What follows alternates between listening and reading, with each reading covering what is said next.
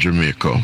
The general elections are essentially due by mid-September 2025, and of course, in keeping with the Constitution of Jamaica, if the requisite situation exists, then they may go up to mid-December 2025. And with the impending general elections, there is heightened political activity and campaigning in the country at this time. Not surprising. What is becoming increasingly apparent, and it manifests itself in relation to this latest salvo from the opposition PNP,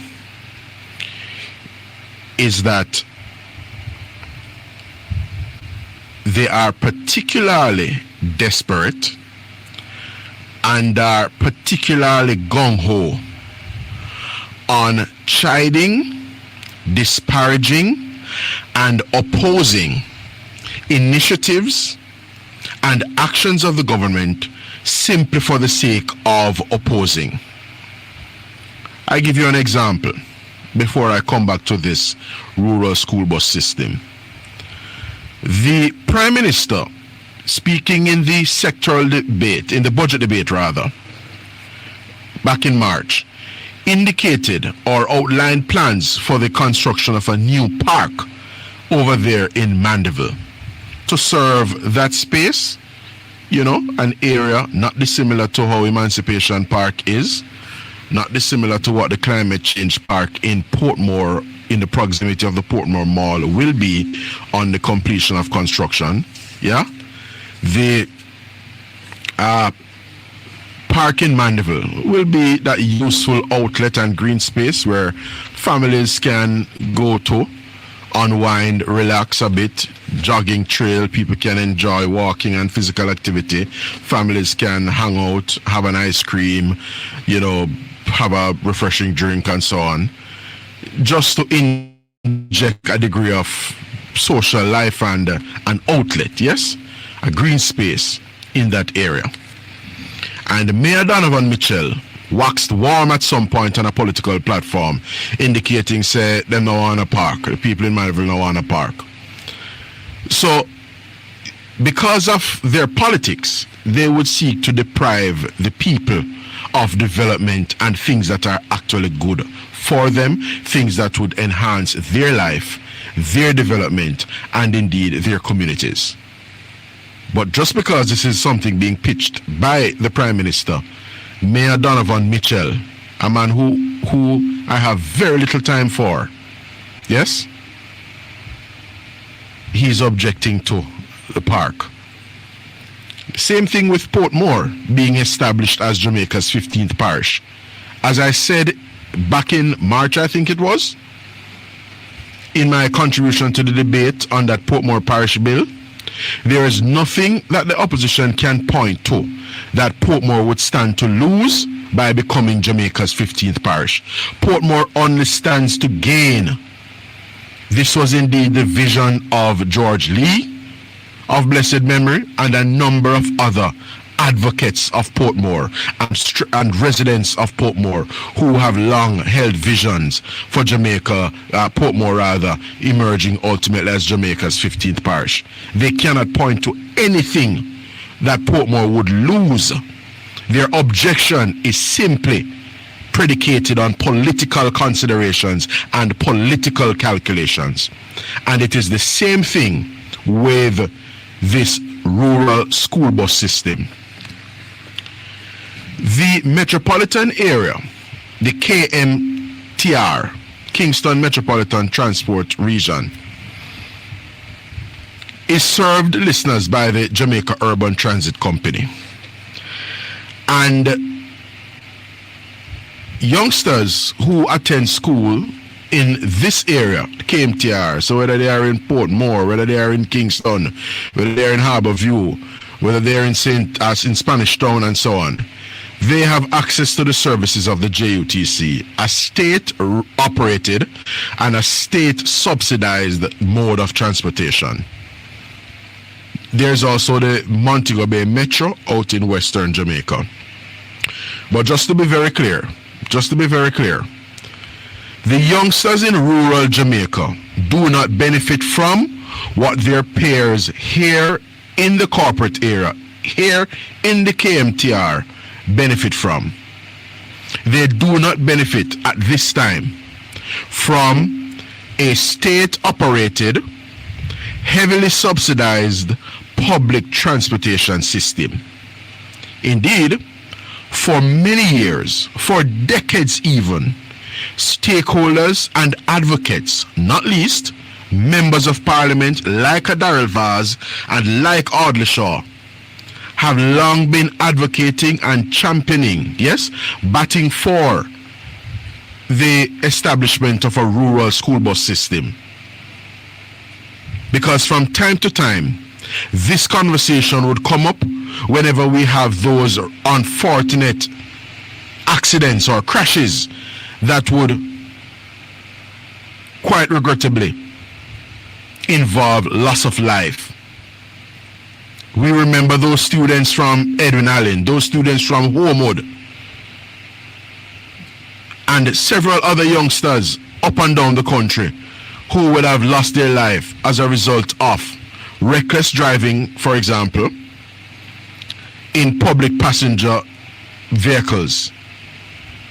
You'll recall that man who was allegedly plying a robot taxi in Clarendon in December of 2024.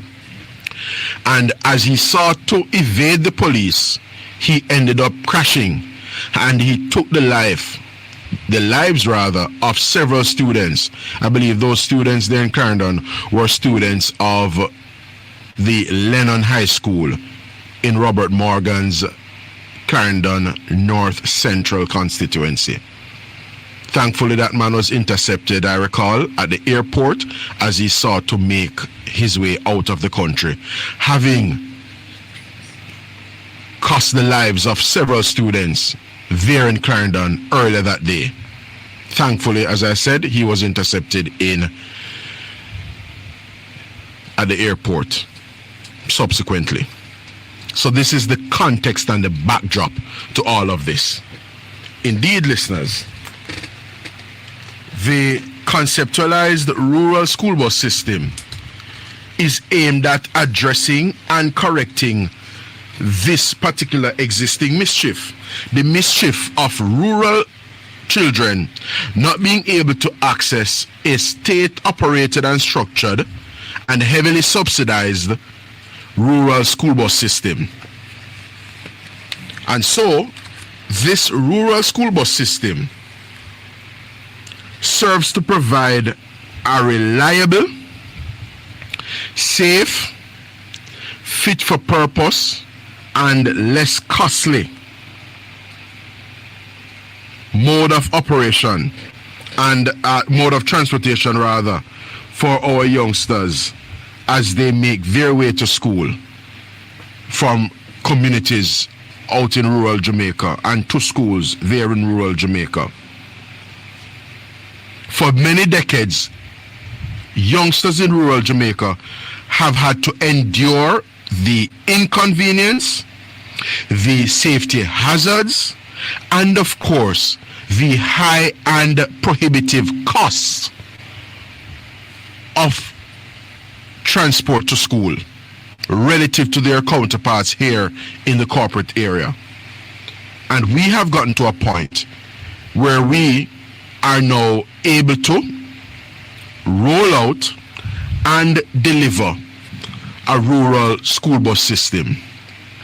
And before I come to my other observations, I want listeners to hear from a despicable colleague of mine, a man who I make no mistake and have no reservations in ripping into whenever the opportunity presents itself in the Senate. To the extent that the Parliament is now on recess, unfortunately, I will not be able to do so in the next few Fridays. But who to tell that gentleman and I may meet again. I'm referring, listeners, to Opposition Senator Peter Bunting, a man who may never have taken a public passenger transportation vehicle, a man whose children may never have taken a public passenger transportation vehicle in making their way to school.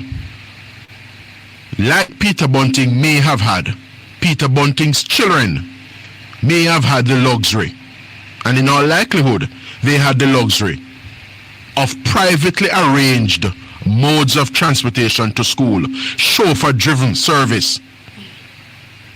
The very persons who stood in Falmouth, Trelawney, this past Friday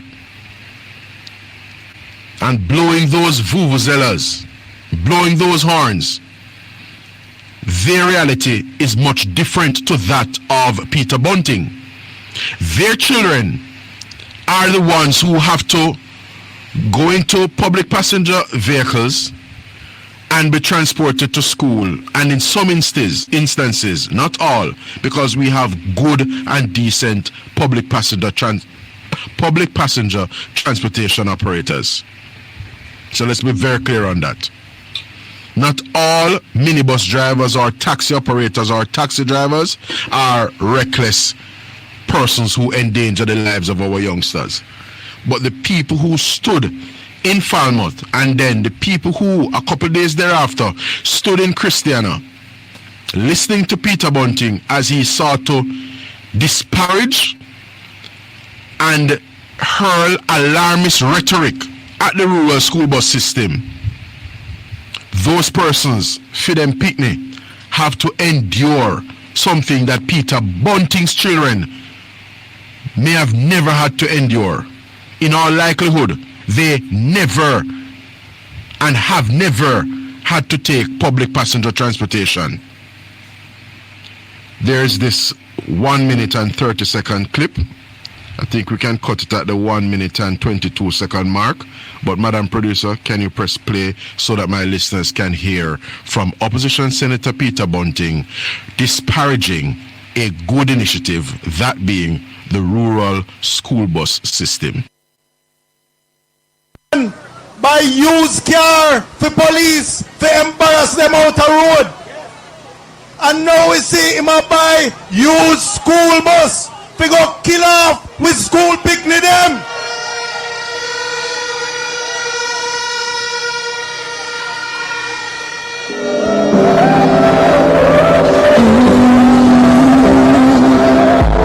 When I look at where I'm coming from, I know I'm blessed, and I close my eyes and smile. Sometimes I feel like I can tell you, them said I must send one to South Manchester. When I look, me see social media, say if you take one off of the wharf, them have to use wrecker, take it off of the wharf. Anyhow you put school picnic at that, and you send them up a Pusey Hill, Victoria Town, Cross Keys, you're begging for trouble as some old bus. But it's just a PR stunt, because right now the labor ranks will promise anything. They will promise you everything. If Roger Clark was here, he would say they would, if you complain, say Falmouth hot. So you heard the goodly senator in his own voice, in his own words, being very vulgar, being very alarmist, and as the Jamaica Observer editorial this morning, the Daily Observer, the editorial this morning says, and the editorial calls him out on it, calls out Peter Bunting, that is, on it. Yeah?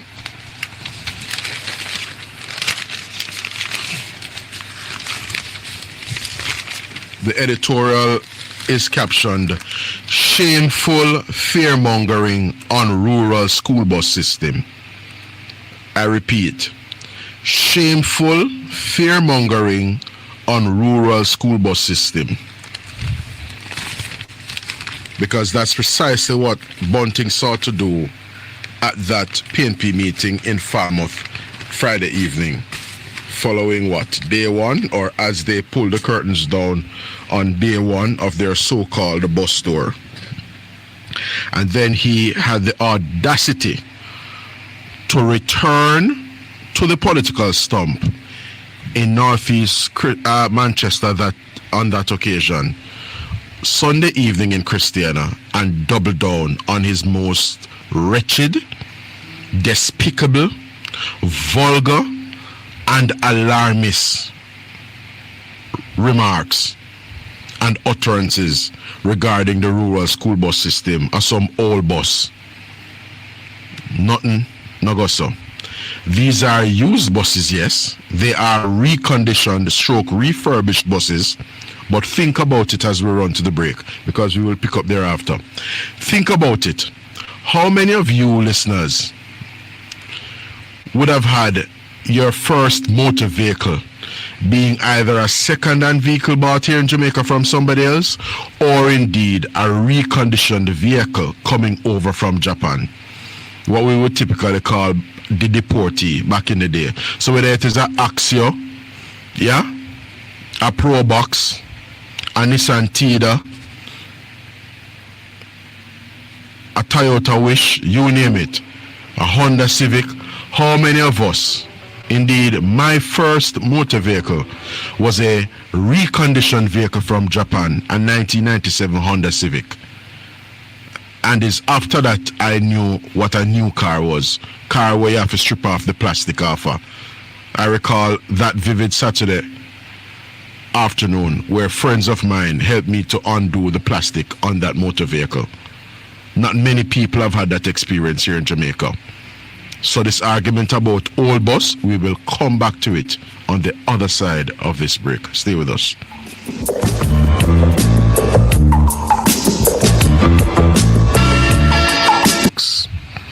Can't even sift through the noise and observe, understand, and appreciate that what we really have here is a good initiative, a well thought out policy and proposal that is being pilloried, objected to by the PNP, not for any good reason, but simply on account of political considerations. Quite frankly, listeners, the PNP, Bunting in particular, is very mindful that a rural school bus system in Jamaica, especially in circumstances where it has been long talked about, it has been long envisaged and aspired to by many stakeholders in Jamaica, they know full well that the rural school bus system will gain considerable public approval. And as a result of the public welcoming the initiative and approving of the initiative, the government will stand to accrue considerable goodwill.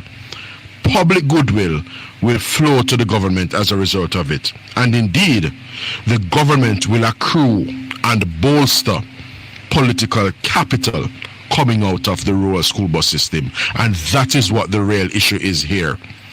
The real issue here is that the government, to the extent that it rolls out a rural school bus system, will gain in the estimation of the Jamaican people. Yeah? They will accrue goodwill in the estimation of the electorate. And that is what concerns Bunting. He's a very politically calculated person, and what makes him a despicable person is that which is good for poor, long-suffering, and ordinary Jamaicans, he would prefer to deprive them of that. He would prefer to deny them that because it would not advance his political interests. So if something is to flow to you, Peter Bunting doesn't want it to flow to you because it would not be advantageous to his PNP politically. What can go so? How lower could someone be? how much more despicable and repugnant could someone be?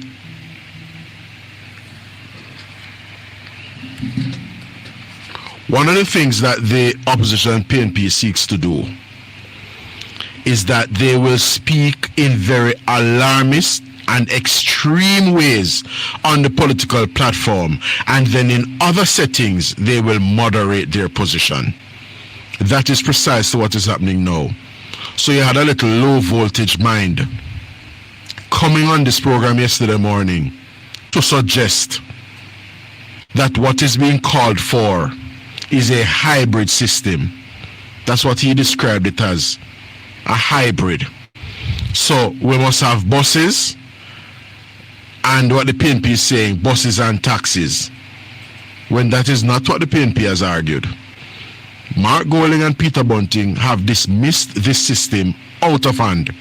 It is Michael Phillips who is now coming on the back end. And as we know, from time to time, PNP spokespersons say things and we do not know who is speaking at that time. We do not know if they are speaking for the PNP in that instance. We saw it with Damien Crawford about a tax, an additional tax to fund education, increase GCT, he said. We saw it with Dayton Campbell calling for another little thing on the import duties on imported goods into the country.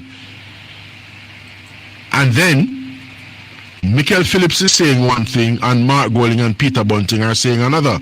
But those of us who have sense know that, like that school bus, Michael Phillips can go and have several seats. Is whatever Peter Bunting and Mark Golding say that we must go by. I have a clip here of Mark Golding, and you will hear him in his own words saying what his thoughts are, just like Peter Bunting, because when you see Mark, you see Peter, and when you see Peter, you see Mark. They are one and the same. Yeah? Here is the opposition leader, Mark Golding. He was speaking over in Portland, I think it was, West Portland. Last Thursday, I think it may have been, because they had a tour of East Portland on Wednesday and they had a tour of Western Portland on Thursday. And Mark Golding, this is the same speech in which he's proposing to put Jamaicans to build houses in swamps. I suspect he may have had a bit too much to imbibe. He may have had a bit too much. But here he is in relation to the school buses and the swamp business.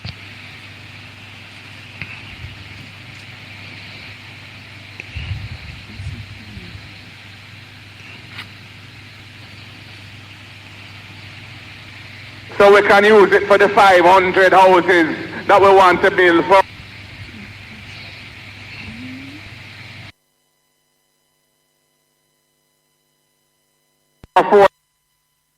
Where there's a swamp land and dump up that land and make that land usable, so we can use it for the 500 houses that we want to build for affordable housing for the people here in Portland, and where we can put a proper urban center there too for the people of West Portland. And I see your MP coming with his whole bus plan, these whole buses that he wants to say is going to provide a solution, a transport solution.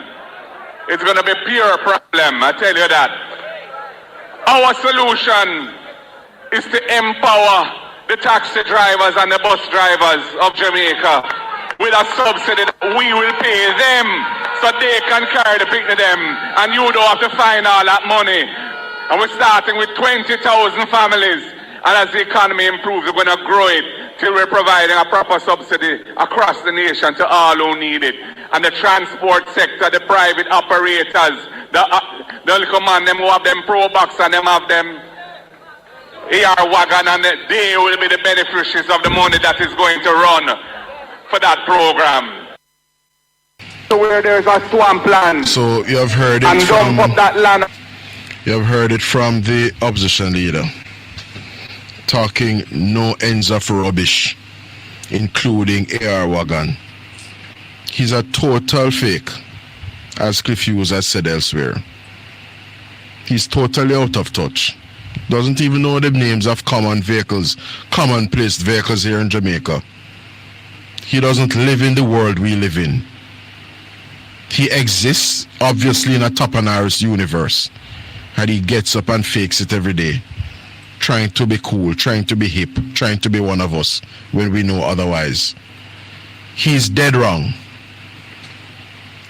He has signaled that it will be chaos come September morning with these school buses, and I am submitting this morning in no uncertain terms that the opposition leader is dead wrong.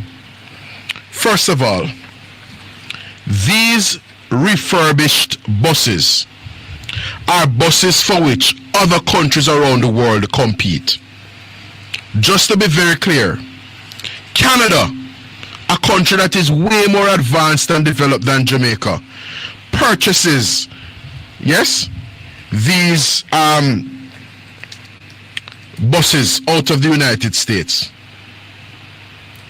The United States, listeners, has a system and a practice of continuous refresh of its school buses. They manufacture buses there in the United States. They can turn out and turn around the buses much more quickly and refresh their fleet much more quickly. And that's typically what they do. And they do it on the basis of new technology and so on. So it is not that the buses that they change out are dilapidated, old, battered and unusable buses. Not so. Far from it, quite frankly. As the Transport Minister Darrell Vaz indicated at his press conference last afternoon, there is 80% of the mechanical life of these buses left. Because on average, the mileage, on the buses that have been acquired, these 110 buses that have come in, the average mileage on these buses are in the order of 135,000 miles. And these buses, based on the engines and the transmission system that support them, they are estimated to have a life of up to 500,000 miles. So think of how far 135,000 miles is from 500,000 miles. These buses use what is called the Cummins diesel engine and the Allison transmission system, two of the finest and most revered engine and transmission system in the United States and indeed around the world. It is what the minister described last afternoon as the gold standard in relation to this. What are some of the other facts? The life expectancy, contrary to what many have been led to believe, the life expectancy on the buses that have come in are expected to be in the order of 10 years and even more. These buses, as you can appreciate, listeners, will do a round trip in the morning and a round trip typically in the evening. They won't be running like a regular JTC bus throughout the day. Them are going to carry students in the morning, carry students in the afternoon stroke evening. So what that means is that they will not be racking up mileage at as faster pace as do regular JUTC buses or other public passenger transport vehicles. In fact,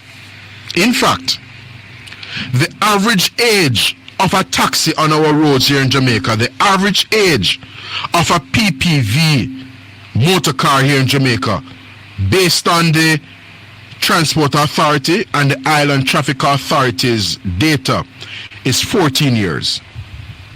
The average age of the JUTC fleet prior to the recent acquisitions, prior to the recent buses that have been purchased and added to the JUTC fleet, the average age of the JUTC buses before those recent buses were added was 14 years old. The average age of our registered buses, meaning coaster buses and other buses that are in the public passenger system, is 18 years old. And I dare say the average age of these rural school buses, these buses that have come in from the United States, The average age of those buses is 10 years old. Some of the buses are as young as 8 years old, and some are as old as 15 years old. However, the average age of the buses is in the order of 10 years old. And when you compare that to our coastal buses, for example, where the average age is 18 years old, you can see that bunting is being alarmist. Because if you, the very people who they pack up on their bus tour, who would have been transported in coastal buses, for example, yeah, those persons would have been transported in buses that may have been up to 18 years old, probably even 20 years old in some instances. Yet Peter Bunting is going to suggest to us in the public that a rural school bus is going to kill off poor people Pitney because it is an old bus. Rubbish, not Nogoso. Not a thing Nogoso. As Daryl Vaz asserts, Bunting, Mark Golding and the PNP are just being bad mind and envious because they know the public goodwill that the government, Daryl Vaz and the JLP stands to gain from the rural school bus system. And the government did not roll out these rural school buses for political advantage. This has been a long-standing deficit in our country. And you will recall that ghastly and unfortunate crash back in Clarendon in 2024, I believe, served as the final straw. That served, in my view, as the catalyst, because many of us here in Jamaica woke up too, and for those of us who were already up, we saw news of those students who lost their lives that fateful morning, December of 2024. A robot taxi operator was trying to evade and elude the police, and him crashed with the pitney them. The vehicle would have been crammed, and you know them taximen, they ram up the vehicle them. All 14 and 11 pitney ram up in a one Toyota Wish or one Honda Odyssey and one Stream and one Pro Box. All 11 pitney, 12 pitney and all them something there. And that was the straw that broke the camel's back, in my view, because we had long talked about this thing. And what people have to appreciate as well is that a number of things aligned. This unfortunate accident happened, and guess who happens to be Transport Minister? A no-nonsense go-getter, a man who gets things done, Daryl Vaz. And that is how come we're here where we are. The man is a rural MP who sees it and knows it. He has his constituents there in Western Portland, and he knows of their plight. And the man is a no-nonsense man. When he makes up his mind about something and sets out to do something, it is done. You can consider it done. And that is how we are here where we are. Not for the purpose of political expediency or point scoring or for electioneering. It is to break the back of this long-standing existing mischief. This business of our youngsters in rural Jamaica losing their lives and having to contend with the hazard of reckless driving by some public passenger vehicle operators.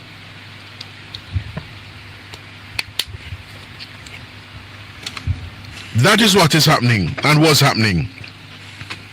And so, for those little dimwits who will suggest that the buses cannot access the terrain here in Jamaica, the terrain that is in the United States, PNP supporters,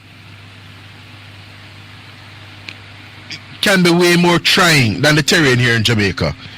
If it's hills and valleys and mountainous areas you're talking about, the US have it. The US have to contend with snow and other tough driving conditions.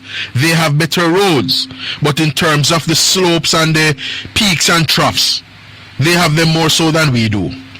And just to be clear, it is for the reason of access to the most remote areas in the country and some of the more challenging in terms of accessibility areas in the country that the government's rural school bus system contemplates 3 sized buses.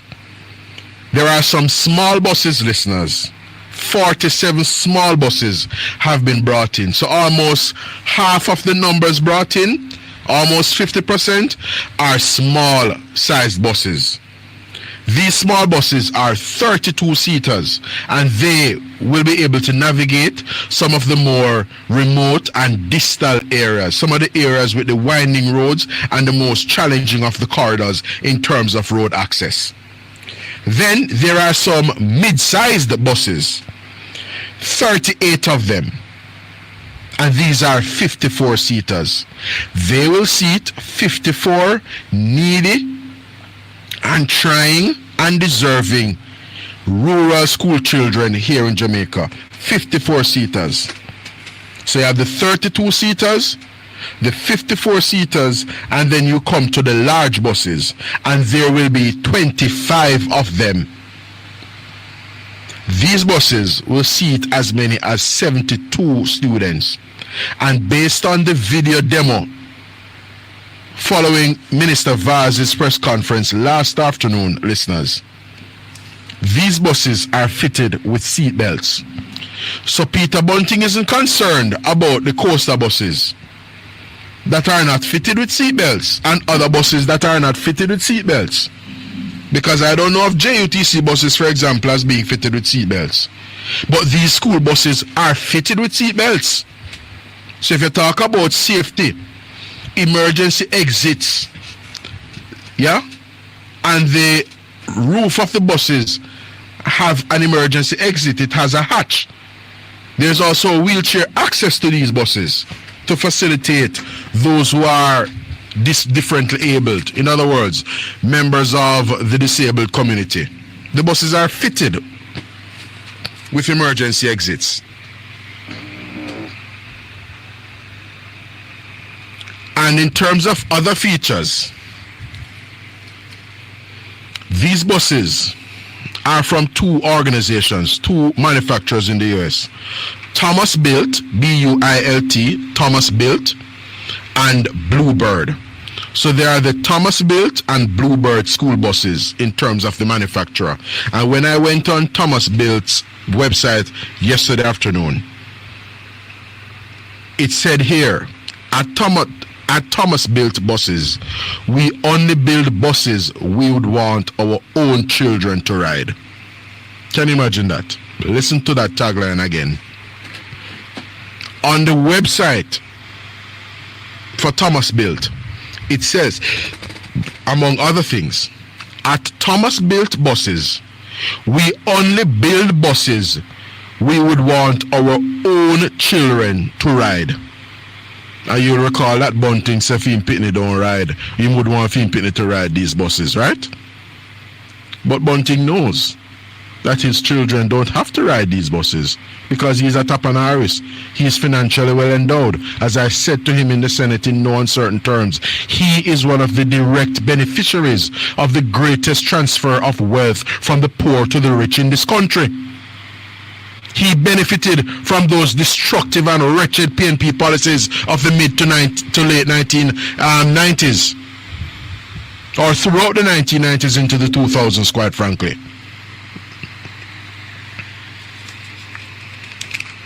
And so, in terms of features, these rural school buses that have been brought in, these school buses that have been brought in for deployment and operations in our rural spaces, they have real-time tracking.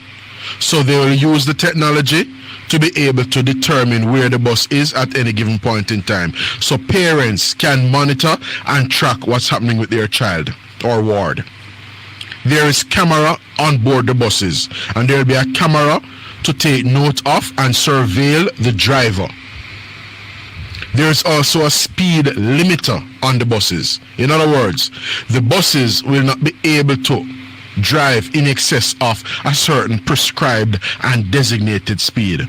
So the buses certainly won't be able to drive at 110 or 120 kilometers per hour. There will be a warden on board the buses to ensure that the pitney them conduct themselves and maintain order and decency. In fact, school rules extend to the buses. So the pitney them are to comport themselves and behave themselves in a manner that is in keeping with and adheres to the school rules while on the buses, in the same way they will be obliged to while on the school compound itself. The buses are safe and reliable, and they have what is called geofencing. And this is to ensure that the buses operate within the specified and expected routes.